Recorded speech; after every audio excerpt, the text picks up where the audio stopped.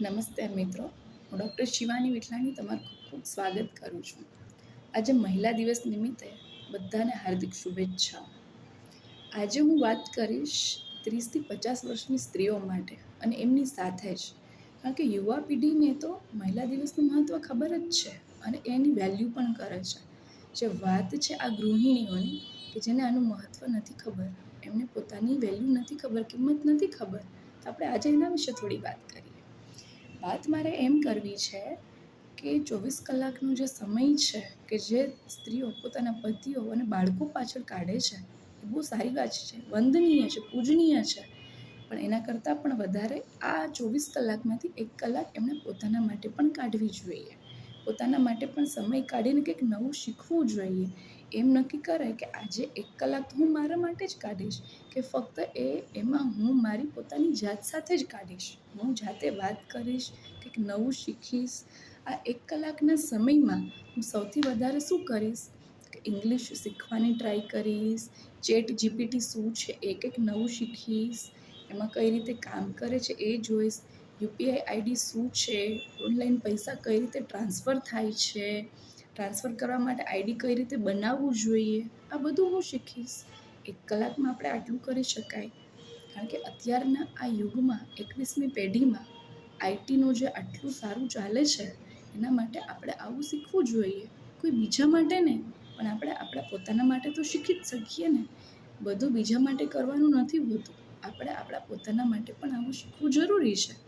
કારણ કે આમાં આપણો વિકાસ થાય છે, આપણી કેળવણી થાય છે. સ્ત્રીઓ એમ કે ઘણાને મેં એવું સાંભળતા જોયું છે કે આપણે તો ચાલે, હવે આપણે શીખીને શું કરવું.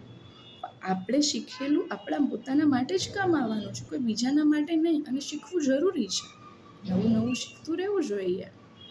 બીજી વાત એ કે સ્વ બચાવની તૈયારીઓ કરવી જોઈએ. કસરત કરીને આપણે એકદમ મજબૂત બનવાનું છે, શારીરિક અને માનસિક પણ. બહાર નીકળવા ટાઈમે આપણો આત્મવિશ્વાસ એટલો હોવો જોઈએ કે આપણે જાતે દુનિયાના કોઈ પણ ખૂણે પહોંચી શકીએ. હમણાં ગુજરાતી મૂવી બહુ સરસ આવી, ઉંબરો. તમે ઘરનો ઉંબરોની સાથે સાથે પોતાના મનનો ઉંબરો પણ ઓળખતા શીખો. બહુ સારી વાત કરી છે એમાં. તો ધીરે ધીરે એવું શીખવું જોઈએ. મહિલા સુરક્ષા નંબર શું છે એ આપણે ધ્યાનમાં હોવું જોઈએ. બહાર નીકળતી વખતે પોલીસ સ્ટેશન નજીકમાં કયું છે એ આવડવું જોઈએ. એમરજન્સીમાં આપણે શું યુઝ કરી શકીએ, કઈ રીતે આપણું પ્રેઝન્સ ઓફ માઇન્ડ રાખવું, આપણને આવડવું જોઈએ, આપણે શીખવું જોઈએ આ બધું.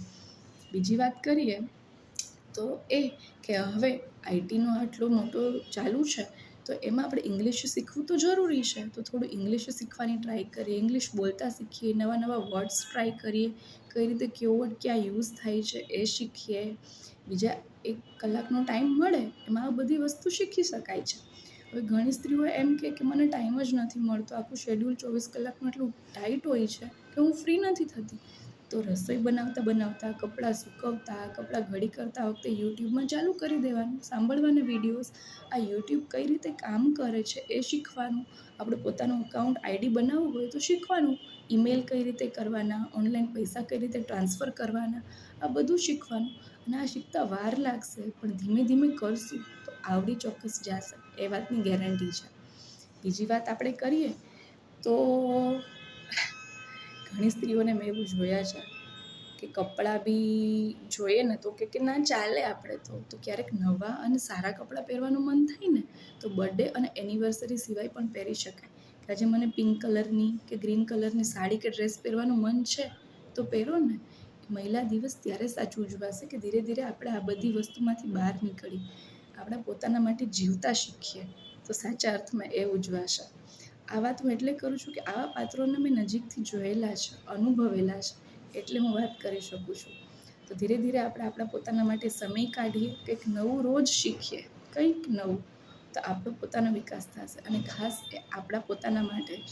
તો એની શરૂઆત આપણે આજથી જ કરીએ, ત્યારે ખરા અર્થમાં મહિલા દિવસની ઉજવણી થશે. આપ સૌનો ખૂબ ખૂબ આભાર. શિવાની વિઠલાણી. ફરી ક્યારેક મળશું નવા વિચાર સાથે. ધન્યવાદ.